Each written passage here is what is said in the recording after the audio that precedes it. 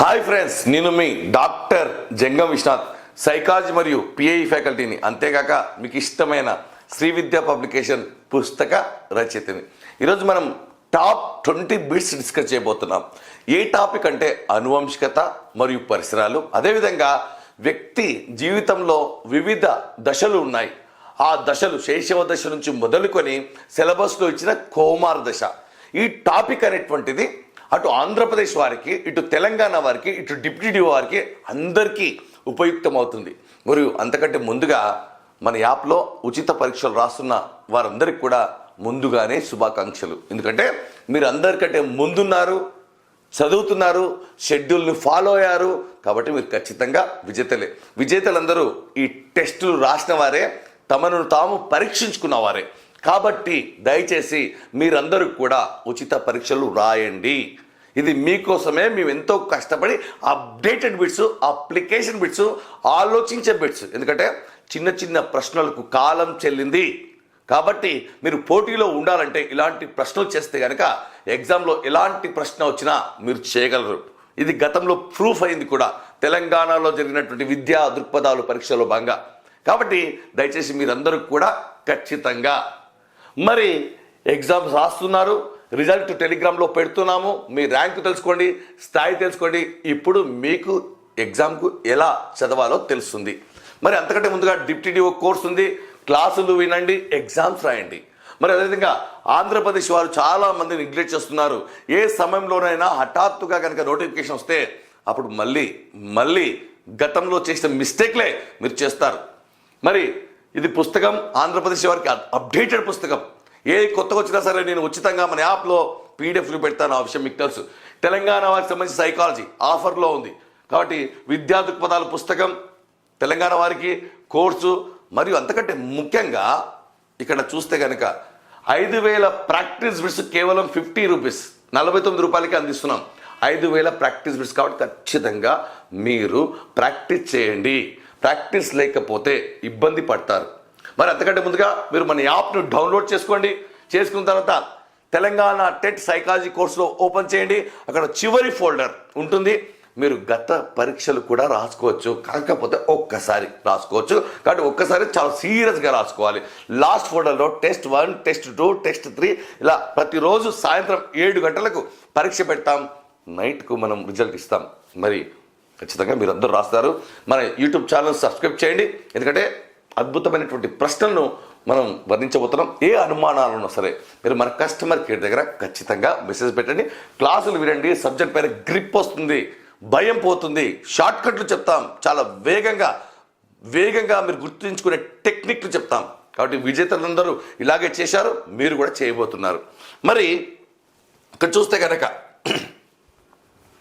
మనకు మొత్తంగా అనువంశికతకు సంబంధించి క్రింది వానిలో అనువంశికత మొదటి ప్రశ్న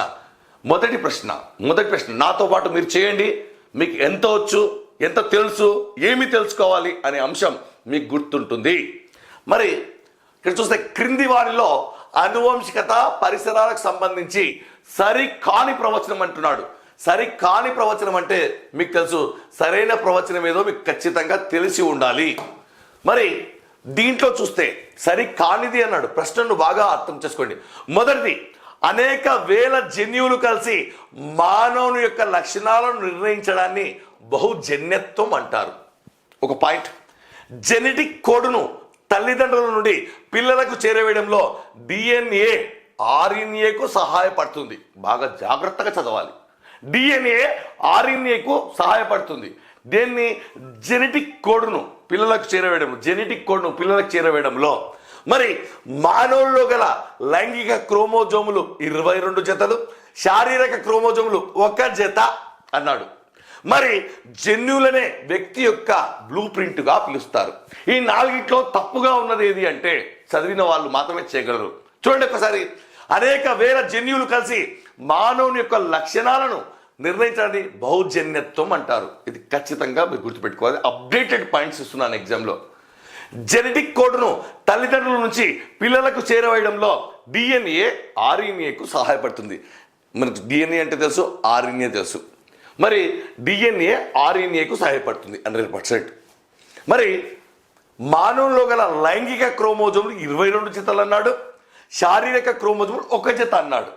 మీరు బాగా గుర్తుపెట్టుకోవాలి, రివర్స్గా ఆప్షన్ ఇవ్వడం జరిగింది. మానవుల్లో గల లైంగిక జతలు 1 జత, మరి శారీరక క్రోమోజోములు మనకి 22 జతలు. శారీరక క్రోమోజోములు 22 సమరూపకంగా ఉంటాయి, కానీ లైంగిక క్రోమోజోములు విభిన్నంగా ఉంటాయి. ఎక్స్ అయితే ఆడపిల్ల, XY అయితే మగపిల్లవాడు. ఇది మనకు తప్పుగా ఇచ్చినటువంటి ఆన్సర్, కాబట్టి ఇది ఆన్సర్. జన్యువులు అనే వ్యక్తి యొక్క ఏమంటారండి, బ్లూ ప్రింట్, తెలుగులో నీలి నక్ష అంటారు. కాబట్టి ఇది తప్పుగా ఉంది, కాబట్టి సరికాంది ఏదో మీరు గుర్తుపట్టారు. నెక్స్ట్, ఇక్కడ అందమైన పులికి జన్మించిన సంతానంలో ఒకరు పులి జన్మించగా మరొకరు పిల్లి జన్మించింది. మరి ఇది ఏ అనువంశికత సూత్రం? అందమైన తల్లిదండ్రులలో పిల్లలు అందంగా ఉంటే ఒక సూత్రం, అందమైన తల్లిదండ్రులకు జన్మించిన పిల్లలలో ఒకరు అందంగా ఒకరు అందవిహీనంగా ఉంటే, బాగా తెలివిగల పిల్లల తల్లిదండ్రులకు పిల్లలు తెలివైన వారు, తెలివి తక్కువ వారు అంటే తల్లిదండ్రులు ఒకే జాతి సంతానానికి పుట్టినటువంటి వారిలో మనకు విభిన్నత ఉండడాన్ని ఏ సూత్రం అన్నాడు? మంచి తీపి మామిడి పండు చెట్టుకు పులుపు మరియు తీపి పండ్లు కాయడం వైవిధ్య నియమం. చూడండి, చూస్తే అందమైన పులికి జన్మించిన సంతానంలో ఒకరు పులి ఒకరు పిల్లి జన్మించింది అంటే ఒక జాతి సంతానంలోనే వైవిధ్యత ఉండటాన్ని వైవిధ్యత సూత్రం అంటారు సింపుల్గా. కాబట్టి ఇది వైవిధ్య సూత్రం. మరి ప్రతిగమన సూత్రము, తిరోగమన సూత్రం అంటే రెండు కూడా ఒకటే. చూడండి, ప్రతిగమన తిరోగమన అంటే వెనకపోయే నియమం. అంటే అందం లేని పిల్లలకు అందవిహీనమైన పిల్లలు, దొంగలకు గజ దొంగలు పుట్టడం అంటే ఇంకా బ్యాక్ గుర్తుపెట్టుకోవాలి. సారూప్య నియమం అంటే మీకు తెలుసు, అందమైన వారికి అందమైన వారు, తెలివైన వారికి తెలివైన వారు, ఇలా జన్మించడాన్ని సంక్రమించడాన్ని లక్షణాలు, దాన్ని సారూప్య సూత్రం అంటారు. ఇక్కడ వచ్చేసి ఆన్సర్ వచ్చేసి వైవిధ్య సూత్రం. క్రింది వారిలో అనువంశికత పరంగా చేసిన ప్రయోగాలకు సంబంధించి ఆయా శాస్త్రవేత్తల ప్రకారం ఇది నిజం కాదు, ఏది నిజం కాదు. చూడండి, ఏ కుటుంబంపై ఎవరు చేశారు అనేటువంటిది ఇక్కడ ప్రశ్న అడగడం జరిగింది. ఎడ్వర్డ్ కుటుంబంపై విన్షిప్, మీకు ఆల్రెడీ కోడ్ చెప్పడం జరిగింది. ఎడ్వర్డ్ కుటుంబంపై విన్షిప్ అనే వ్యక్తి చేశాడా లేదా? Answer 100% correct. పిల్లాడు ఏడిస్తే షిప్ బొమ్మ ఇస్తాము, రైట్. మ్యాక్స్ జూక్స్ కుటుంబంపై డగ్డేల్ అనే వ్యక్తి చేశాడు, ఇది 100% కరెక్ట్. ఎందుకంటే డల్లుగా ఉంటే మనం జోక్స్ వేస్తాము. నెక్స్ట్, డొనాల్డ్ అనే శిశువు గువా అనే చింపాంజీపై ఎవరంటే కెల్లాగ్ దంపతులు చేశారు. డొనాల్డ్ అనే శిశువు కెల్లాగ్ యొక్క ఒరిజినల్ శిశువు, డొనాల్డ్ మరియు గువా అనే చింపాంజీలపై చేసింది అంటే కెల్లాగ్ దంపతులు, ఇది కూడా 100% కరెక్ట్. మరి మార్టిన్ కల్లికా కుటుంబంపై చేసినటువంటి వ్యక్తి గోర్డన్ కాదు అంటున్నాను. మరి మార్టిన్ కల్లికా కుటుంబంపై చేసినటువంటి వ్యక్తి ఎవరంటే గోర్డన్ ఉంది కదండి, ఇక్కడ గొడార్డ్ అని గుర్తుపెట్టుకోవాలి. గొడార్డ్ మీకు ఒక కోడ్ కూడా చెప్పాను, కళ్ళు తాగితే గొడవలు అవుతాయని చెప్పాను, కాబట్టి గుర్తుపెట్టుకోండి. మరి మీ డౌట్ రావచ్చు, గోర్డన్ అనే వ్యక్తి ఎవరి పని చేశాడు? గోర్డన్ అనే వ్యక్తి జిప్సీ, పడవ నడిపే పిల్లలపై, మళ్ళీ దాని కోడ్ చెప్పడం జరిగింది, వెళ్ళిపోవడం. కాబట్టి ఇది తప్పుగా ఉంది. నెక్స్ట్ ప్రశ్న, పెంపుడు శిశువుల యొక్క ప్రజ్ఞాలబ్ధి తాము పెరిగిన వాతావరణం ఆధారంగా 116 పాయింట్లు, కానీ వారి అసలు తల్లుల యొక్క ప్రజ్ఞాలబ్ధి 87.7 అని పరిశోధన ద్వారా తెలిపిన వ్యక్తి ఎవరు? చూడండి, న్యూమన్, వుడ్వర్త్, స్కోడాక్, గోర్డన్. మరి దీనికి కూడా మనము కోడ్ చెప్పడం జరిగింది. పెంపుడు శిశువులు అనే పదం వచ్చినట్టు స్కోడాక్, దీన్ని ఎలా గుర్తుపెట్టుకోవాలి సార్? స్కోడాక్, డాక్ అంటే డాగ్ను పెంచుకుంటాం కాబట్టి ఆన్సర్ వచ్చేసి స్కోడాక్. ఇక్కడ షాక్టర్, కోచ్, వైల్ మరియు డేవిస్లు దేనిపైన పరిశోధన చేశారు? చూడండి, చాలా మందికి ఇది ఎక్కడుంది అని తెలియదు. సగం చదివే పరీక్షకు 100% కాన్ఫిడెన్స్తో వెళ్ళి పరీక్ష పత్రాన్ని చూసి డల్ అయిపోయి వచ్చిన ప్రశ్నలు కూడా పోగొట్టుకొని నిరాశతో తిరిగి వస్తారు. జీవితంలో మొదటి స్టెప్ ఏంటంటే good plan is half of the success. ముందుగా సమగ్రమైనటువంటి మెటీరియల్ను సేకరించడం, తర్వాత సమగ్రంగా చదవడం, తర్వాత వేగంగా చదవడం, తర్వాత ప్రాక్టీస్ బిట్స్ చేయడం, మళ్ళీ రివిజన్ చేయడం, ప్రాక్టీస్ బిట్స్ చేయడం. కాబట్టి ఫస్ట్ స్టెప్పే మీరు రాంగ్ వేస్తే కష్టం. మరి షాక్టర్, కోచ్, వైల్డ్ మరియు డేవిస్లు దేనిపైన పరిశోధన చేశారు? అనువంశికత మరియు పరిసరాలు రెండింటిపై చేశారా? ఇక్కడ పాయింట్ ఉంది. పిల్లల జన్మ క్రమానికి వారి మూర్తిమత్వానికి సంబంధించిన లక్షణాలపై చేశారా? పిల్లలు పెరిగిన వాతావరణం వారి అభ్యసనంపై ఎలాంటి ప్రభావాన్ని చూపిస్తుందో దానిపైన చేశారా? అనువంశికత మరియు అభ్యసనంపై చేశారా? ఇక్కడ చూస్తే అందరూ కూడా అనువంశికత ఉంది, పరిసరాలు, ఇక్కడ అనువంశికత ఉంది, ఇక్కడ అభ్యసనం ఉంది, ఇక్కడ అభ్యసనం ఉంది, కాబట్టి ఈ 3 మధ్యనే తిరుగుతుంది అనుకుంటారు. కాదు, పిల్లల జన్మ క్రమానికి వారి మూర్తిమత్వానికి సంబంధించిన లక్షణాలపై చేసిన వారు ఈ యొక్క 4 అని గుర్తుపెట్టుకోవాలి. 4. నెక్స్ట్, ఉద్వేగ ప్రతిస్పందనలో భిన్నత్వం ఈ దశలో ప్రారంభమవుతుంది. ఉద్వేగ ప్రతిస్పందనలో భిన్నత్వం ఈ దశలో ప్రారంభమవుతుంది. ఉద్వేగం అంటే కోపం, భయం, అసూయ, ఈర్ష్య, సంతోషం, నవ్వు, ఇవన్నీ కూడా. అంటే భిన్నత్వం అంటే సంతోషం వచ్చినప్పుడు నవ్వడం, బాధ వచ్చినప్పుడు ఏడవడం, అంటే అన్నిటికీ ఒకే ప్రతిస్పందన ఇవ్వకుండా వేర్వేరు ప్రతిస్పందనలకు వేరువేరుగా ఉద్వేగాలను ప్రదర్శించడం ఎక్కడ ప్రారంభమవుతుంది అంటున్నాడు. చూడండి, పూర్వబాల దశన, శైశవ దశన, యవ్వనారంభ దశన, కౌమార దశన. అంటే శైశవ దశలోనే ప్రారంభమవుతుంది. 0 నుంచి 2 సంవత్సరాలని గుర్తుపెట్టుకోండి. శైశవ దశ ఆన్సర్. నెక్స్ట్, ఇది శైశవ దశ లక్షణం కాదు. ఇది శైశవ దశ లక్షణం కాదు అంటే ఆ లక్షణాలన్నీ మీకు తెలిసి ఉండాలి. ఏది కాదో మనం పసిగట్టగలగాలి. చూడండి, ముద్దు మాటల దశ అంటున్నాడు, స్వీయ కేంద్రీకృతం ప్రారంభమయ్యే దశ అంటున్నాడు, శారీరక మానసిక జ్ఞానేంద్రియ వికాసాలు చాలా వేగంగా జరిగే దశ అంటున్నాడు, ముఠాలో సభ్యులు కావడానికి కావలసిన ప్రాథమిక శిక్షణ పొందే దశ అంటున్నాడు. మరి దీంట్లో తప్పుగా ఉన్నది ఏది అంటే శైశవ దశను ముద్దు మాటల దశ అంటారు, స్వీయ కేంద్రీకృతం ప్రారంభమయ్యే దశ, మరియు శారీరక మానసిక జ్ఞానేంద్రియ వికాసాలు చాలా వేగంగా జరిగే దశ శైశవ దశ. శారీరక, మానసిక, జ్ఞానేంద్రియ చూడండి, ఏ దశలో కూడా ఇంత వేగంగా జరగదు. అయితే ఇక్కడ చూడండి, ముఠాలో సభ్యులు కావడానికి కావలసిన ప్రాథమిక శిక్షణ పొందే దశ ఇది కాదండి.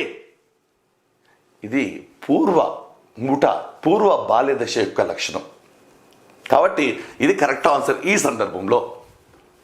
నెక్స్ట్, ఉత్తర బాల్య దశ యొక్క మారుపేరు కానిది. మారుపేర్లు, మరో పేర్లు ఖచ్చితంగా ఎన్ని ఉంటాయని చదువుకోవాలి. ఇక్కడ మీరు చదువుకోకపోతే అదే వచ్చినప్పుడు ఏదో పెట్టే అవకాశం ఉంటుంది. కాబట్టి సమగ్రంగా చదవండి, పర్ఫెక్ట్గా చదవండి. టైం ఉంది, తక్కువ చదువుకొని వెళ్ళకండి. పోటీలో ఉండలేరు, పోటీ చాలా ఉంది. బాగా చదివిన వారికి మీరు పోటీ ఇవ్వాలంటే ఇంకా బాగా చదవాలి. మీ దగ్గర ఎక్కువ టైం ఉండాలి, స్టాండర్డ్ పుస్తకాలు ఉండాలి, వాటిని నమ్ముకోవాలి. ఖచ్చితంగా తీరాన్ని చేరుస్తాయి. మరి ఉత్తర భారతదేశ యొక్క మారుపేరు కాంది జగడుగొండ్ల దశ, క్లిష్టతర వయసు, పూర్వ ప్రాథమిక పాఠశాల వయసు, సోమరి వయసు. పూర్వ ప అనే పదం ఉంటే మీకు తెలుసు, పూర్వ ముఠా దశ అంటారు, దాన్ని పూర్వ బాల్య దశ అంటారు. కాబట్టి పూర్వ ప్రాథమిక పాఠశాల వయసు అనేది ఉత్తర బాల్య దశ యొక్క లక్షణం కాదండి, అది పూర్వ బాల్య దశ యొక్క లక్షణం. ఈ 3 కూడా ఈ దశ యొక్క లక్షణాలు. నెక్స్ట్ చూడండి, పూర్వ బాల్య దశకు సంబంధించి ఇది సరికాదు. ఈ దశలోని పిల్లలు 6 సంవత్సరాలు నిండే నాటికి పుట్టిన బరువుకు 5 రెట్ల బరువును పొందుతారు. పుట్టిన బరువు, సాధారణంగా మనం పుట్టిన బరువును 3 తీసుకుంటాం.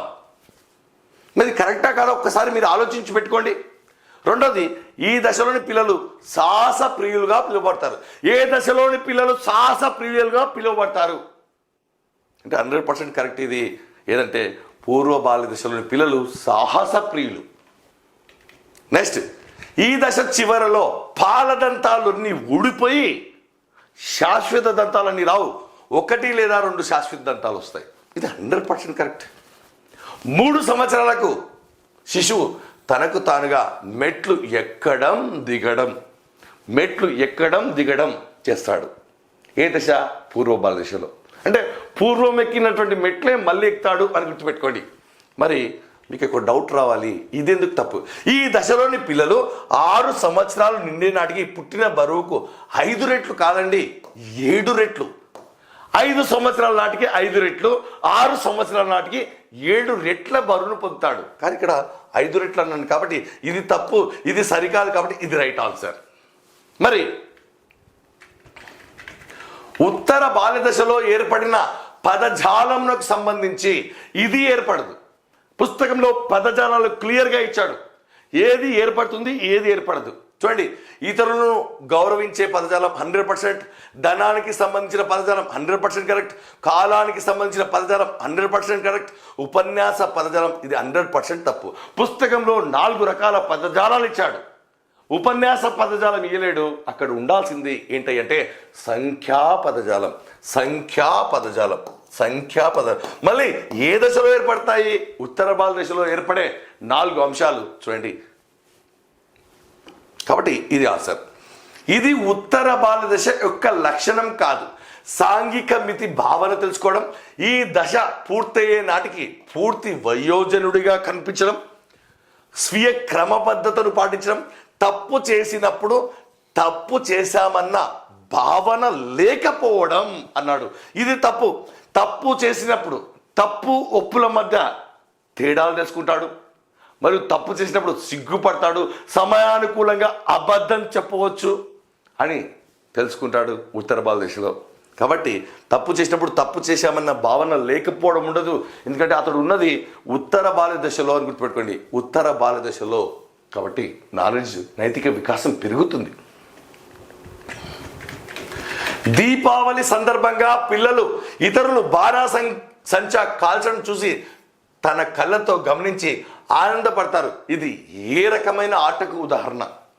వాళ్ళు కాల్చలేరు, భయపడతారు, మొదట కాలుస్తామంటారు, కానీ తర్వాత వేరే వాళ్ళు కాలుస్తుంటే ఆనందపడతారు. దీన్ని తెలియకుండానే మనము ఒకరికి బదులుగా ఒకరు ఆడే ఆటను ఏమంటారండి? సింపుల్, సరోగేట్ ప్లే, సరోగేట్ క్రీడ. సింపుల్, సరోగేట్ క్రీడ. క్లియర్?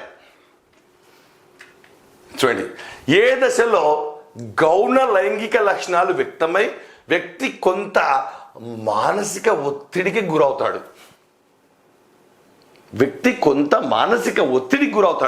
చూస్తే వయోజన దశ ఒక ఆప్షన్స్, కౌమార దశ ఒక ఆప్షన్, యవ్వనారంభ దశ ఒక ఆప్షన్, ఉత్తర బాల్య దశ ఒక ఆప్షన్. మీకు అందరికీ తెలుసు, గౌణ లైంగిక లక్షణాలు అనేటువంటిది యవ్వనారంభ దశలో చాలా తక్కువ కాలం గల దశ, అతివ్యాప్తం, పరివ్యాప్తం, ఓవర్లాపింగ్ గల దశ. మరి ఆన్సర్ వచ్చేసి యవ్వనారంభ దశ. నెక్స్ట్, ఇది కౌమార దశ లక్షణం కాదు.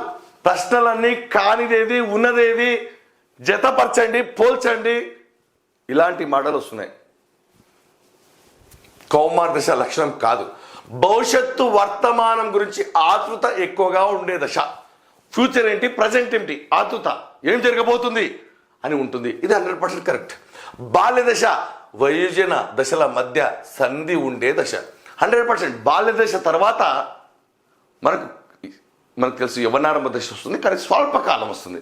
తర్వాత కౌమార దశ తర్వాత వయోజన దశ. అంటే బాల్య దశ వయోజన దశల మధ్య సంధి ఉండే దశ, రెండింటికి మధ్య ఉంటుంది. కాబట్టి వాస్తవానికి తగ్గట్టుగా ఆకాంక్షలు ఉండే దశ, మరియు ఉద్వేగ అస్థిరతతో కూడుకున్న దశ.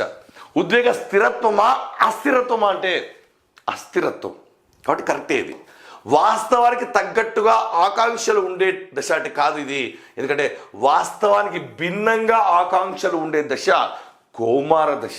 కాబట్టి ఇది ఆన్సర్. నెక్స్ట్ తీసుకుంటే కుటుంబంలో తల్లిదండ్రుల్లో ఏ ఒక్కరిని కోల్పోయినా ఆ లోటు శిశువు వికాసానికి ఆటంకంగా మారుతుంది అని చెప్పిన వారు ఎవరు? తల్లిదండ్రుల్లో ఎవరు కోల్పోయినా లేక కుటుంబంలో ఎవరిని కోల్పోయినా ఆ లోటు అనేటువంటిది శిశువు వికాసంపై చూపిస్తుంది అన్నది ఎవరు? చూడండి, పుస్తకంలో ఉన్నది. మీరు చదవకపోతే మీరు నష్టపోతారు. ఇది ఎగ్జామ్లో వస్తే చూడొకసారి.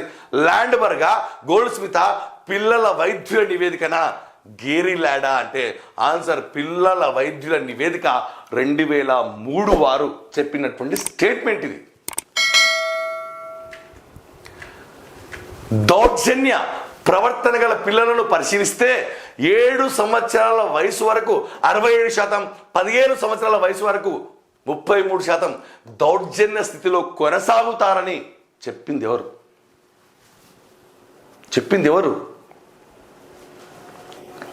ఆన్సర్ క్యాంబెల్లా, డొలాడా, లోబరియనా అంటే మొప్పిట్ అంటే ఇది మొప్పిట్. Simple direct statement. క్రింద ఇచ్చిన జతలలో ఏ ఉద్వేగం యొక్క సహజాతం సరికాదు? Trending question. సహజాతము,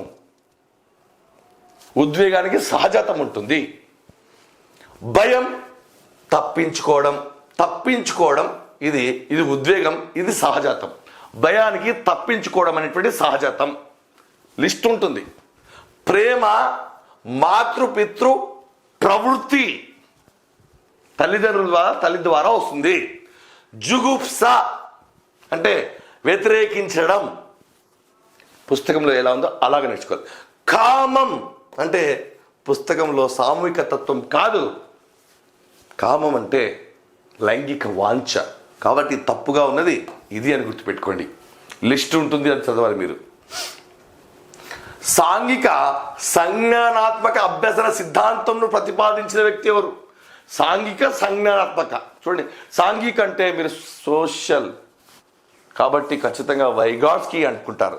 మరి సంజ్ఞానాత్మక అంటే మీరు ఖచ్చితంగా పియాజే అనుకుంటారు. కాబట్టి పియాజే కూడా ఆప్షన్ ఉంది, వైగాట్స్కీ కూడా ఉంది, స్కిన్నర్, బండురా. Answer bandura. సాంఘిక సంజ్ఞానాత్మక అభ్యసన సిద్ధాంతంను ప్రతిపాదించిన వ్యక్తి ఎవరంటే బండురా. గుర్తుపెట్టుకోండి. మరి వైగాట్స్కీ సాంఘిక సాంస్కృతిక అభ్యసన సిద్ధాంతం. భాషా వికాసానికి సంబంధించి ఈ ప్రవచనం సరికాదు. స్కిన్నర్ దృక్పథంలో పిల్లలు ఖాళీ పాత్రల లాంటి వారు. ఇది తెలంగాణ డిఎస్సిలో డైరెక్ట్ ప్రశ్న. ఎవరు చేయలేదు, మన పిల్లలు చేశారు వేగంగా, పర్ఫెక్ట్గా. స్కిన్నర్ దృక్పథంలో పిల్లలు ఖాళీ పాత్రలా ఉంటారు. మరి కాలితే స్కిన్ పాడైపోతుందని చెప్పడం జరిగింది. రైట్, కాలే పాత్ర అని చెప్పాను. ఇది 100% కరెక్ట్. స్కిన్నర్ దృక్పథంలో పిల్లలు ఖాళీ పాత్ర లాంటి వారు. భాషా వికాస సార్వత్రిక ప్రమాణాలను సూచించిన వ్యక్తి వెజైల్. జైలుకి వెళ్లే ముందు కోర్టులో ప్రమాణం చేయమని చెప్తారు. 100% కరెక్ట్. రేడియో, టెలివిజన్, వివిధ ప్రసార మాధ్యమాలు పిల్లలు తమ సంభాషణ సామర్థ్యాన్ని పెంపొందించుటకు దోహదం చేస్తాయని చెప్పిన వారు స్కిన్నర్. ఇది 100% కరెక్ట్. ఎక్స్పెక్ట్ చేయరు. రేడియో, టెలివిజన్ ఇవన్నీ కూడా ఏంటి? తమ సంభాషణ సామర్థ్యాన్ని పెంపొందించడం దోహదపడతాయని. మరి భాష ద్వారా శిశువు తన కోరికలను వ్యక్తపరిచి అవసరాలు తీర్చుకుంటాడు. మరి స్కిన్నరా కాదంటే చామ్స్కీ కాదు. ఆన్సర్ చామ్స్కీ కాదు. ఎవరంటే హాలిడే. భాష ద్వారా శిశువు తన కోరికలను వ్యక్తపరిచి అవసరాలు తీర్చుకుంటాడు. మరి హాలిడేస్లోనే మీరు కోరికలను వ్యక్తపరిచి తీసుకుంటారు. హాలిడేస్లో ఎక్కడికి వెళ్దాం అని? హాలిడే. జాబ్ వస్తే ప్రతిరోజు హాలిడే. గుర్తుపెట్టుకోండి. మెక్డొవెల్ ప్రవచనం ఆనువంశికతకు మూలం జన్యువులు అన్నాడా? వికాసానికి మూలం పెరుగుదల అన్నాడా? ఉద్వేగాలకు మూలం సహజాతాలు అన్నాడా? అభ్యసనానికి కారణం సరైన పరిశీలన అన్నాడా? మెక్డొవెల్ స్టేట్మెంట్ ఉద్వేగాలకు మూలం సహజాతాలు. మంచి జాతి అనుకుంటున్నారు. జాతాలు బదులు జాతి. మంచి జాతి. సింపుల్. సో ఇవి 20 ప్రశ్నలు. మీరు ఖచ్చితంగా మన యాప్లో టెట్ సైకాలజీ కోర్సులో బాగా ఉచితంగా ఫోల్డర్ పెట్టబడింది. ఖచ్చితంగా రాయండి. ఏ అనుమానం ఉన్నా సరే, మళ్ళీ చెప్తున్నా, సైకాలజీ పర్స్పెక్టివ్స్ మేము కష్టపడతాం కాబట్టి మీరు మిగతా సబ్జెక్టులపై ఫోకస్ చేయండి. ఇలా ఎగ్జామ్స్ పెడతాం, ఉచితంగా పెడతాం, కష్టపడి ప్రశ్నలు చేస్తాం, అప్డేటెడ్ ప్రశ్నలు చేస్తాం. క్లాసులు వినండి, ఎగ్జామ్స్ రాయండి, అద్భుతంగా ఉంటాయి. సబ్జెక్ట్ పైన గ్రిప్ వస్తుంది. ఏ అనుమానాలు ఉన్నా సరే ఖచ్చితంగా మా కస్టమర్ కేర్ దగ్గర మెసేజ్ పెట్టండి. మన యాప్లో ఫోన్లు చేయకండి, మెసేజ్ పెట్టండి. యాప్ను డౌన్లోడ్ చేసుకోండి గూగుల్ ప్లే స్టోర్లో. టెలిగ్రామ్ గ్రూప్లో జాయిన్ కండి, విజేతలు చూడండి. సో మీరందరూ కూడా పరీక్షలు రాస్తారని ఆశిస్తున్నాను. All the best.